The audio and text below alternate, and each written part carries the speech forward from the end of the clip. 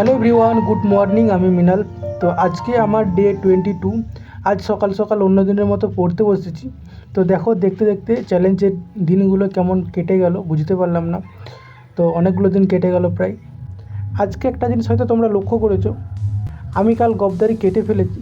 সত্যি বলতে কি, নিজেকে দেখে আমারই একটা অদ্ভুত কেমন লাগছে, কারণ তোমরা বেশিরভাগ সময় আমাকে দেখেছো গবদারি থাকা অবস্থায়। তাই এখন একটু চেহারাটা একটু অন্যরকম লাগছে।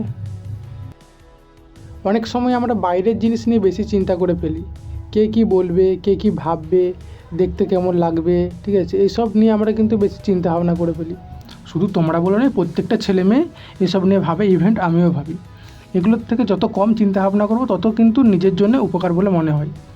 তোমরা তো জানো আমি অনেক দিন ধরে পড়াশোনার প্রিপারেশান চালিয়ে যাচ্ছি, সব দিন একটু একটু করে নিজেকে ইমপ্রুভ করার চেষ্টা করছি, সেভাবে আজও এগিয়ে চলেছি। তো যতদিন না সফলতা অর্জন করতে পারি তার আগে পর্যন্ত কন্টিনিউ করে যাব, ঠিক আছে। তো আমার সময় কতদিন লাগবে আমি জানি না, আমার ভাগ্যের উপর কী লেখা আছে আমি জানি না। তো কিছু কিছু জিনিস মানতে হবে, আবার কিছু কিছু জিনিস গুরুত্ব বা পাত্তা দেওয়া চলবে না।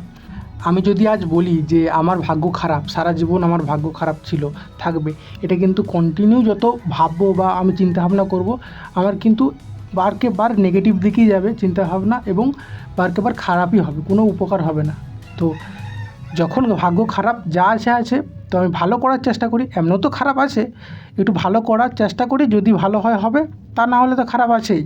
আর কত খারাপ হবে, অলরেডি খারাপ আছি, আর কত খারাপ হবে, হোক। তো সেই জন্য নিজেকে একটু একটু করে ইমপ্রুভ করার চেষ্টা করছি। আমি জানি আমার মতো অনেকে এই ভিডিওটা দেখছো, যারা কিন্তু নিজের ছোট ছোট স্বপ্নগুলো নিয়ে ভাবছো।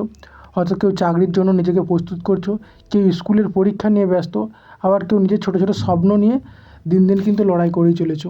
তো তোমাদের সবাইকে একটা কথাই বলবো, কখনো হাল ছেড়ো না, শেষ পর্যন্ত, লাস্ট এন্ড পর্যন্ত দেখা যাক কী হয়। তো আমিও সেই চিন্তা ভাবনা নিয়ে এগিয়ে যাচ্ছি।